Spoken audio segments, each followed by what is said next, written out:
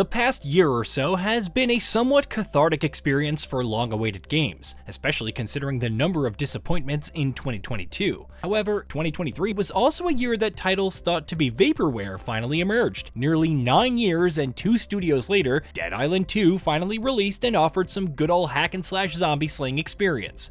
There's also Pikmin 4, announced in 2015 and touted as being very close to completion. Launched in 2023, it garnered an 87 Metascore and sold 3.33 million copies by December 31st.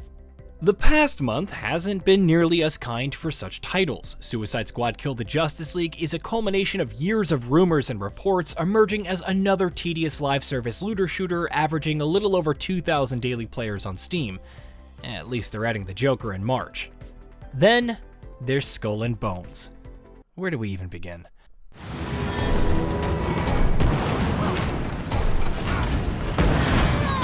You messed with the wrong ship! We'll show you! Skull and Bones was slated for launch in the latter half of 2018 but faced a delay to 2019. From there, a whopping 6 additional delays occurred until it finally launched on February 16, 2024.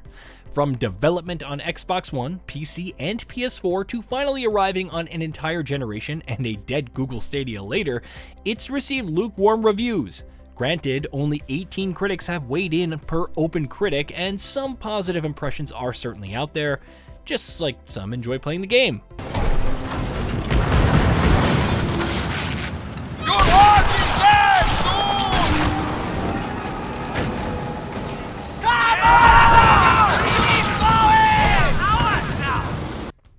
However, the general mood doesn't seem to be anger or shock at all the years of development to deliver what is, at best, a bland experience.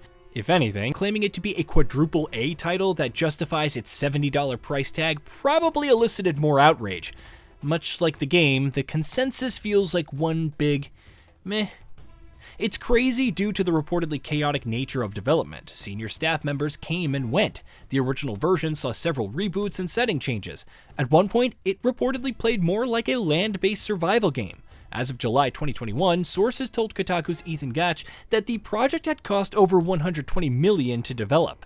With nearly 3 years of additional development afterwards, the costs likely spiked even higher. The term too big to fail was reportedly bandied about. The developer couldn't just cancel or launch the title, it needed some return on its investment.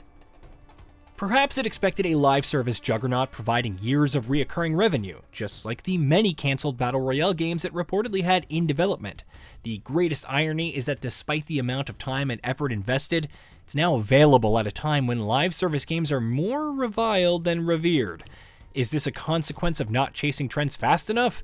Poor management that muddled what could have been a straightforward project? A structure that just never fell into place? The upper hierarchy rapidly shifting goals and redefining what it thought the game should be?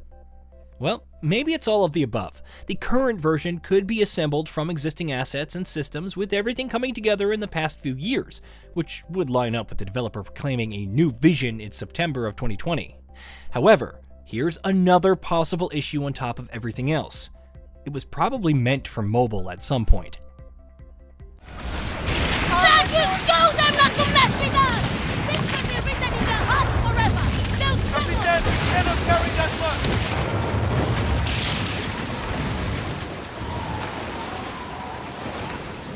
Fire everything you have! We have them in fire lanes now!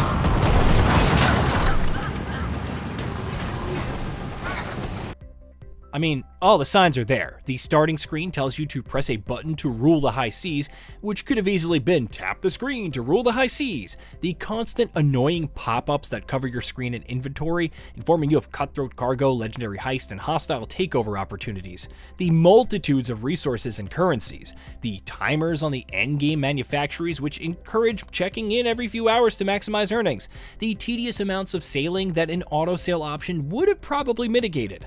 The lack of immersive elements like interacting with crewmates or operating the cannons and sails yourself.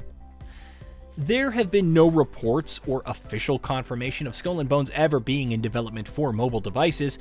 It's just an observation. However, even if it were true, It wouldn't have survived in today's market, not because it doesn't have the design principles, monetization practices, or free-to-play structure of its biggest competitors, but because the bar is set so much higher in terms of polish and overall quality. Perhaps the developer thought that these kind of tactics are what constitutes a valid endgame. Maybe the development team implemented these to have players return in the first month or so, showcasing a strong monthly activity user count and justifying further support. It could even explain away the story, which feels like an afterthought, or some elements of the interface which translate well to mobile. Whatever the case may be, it's an amalgam of questionable decisions. The open world feels like little more than a vehicle to assign tasks to the player. No attempts at compelling side characters, with some of the best writing relegated to letters and notes you pick up and forget about. Despite this, the aesthetic and art design are solid, even if the locations are little more than just backdrops. Someday, Captain, a pirate's death. I want it to be as storied as my life, if not more so.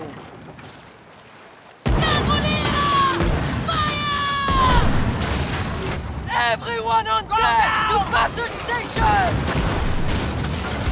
Please, let us catch the wind!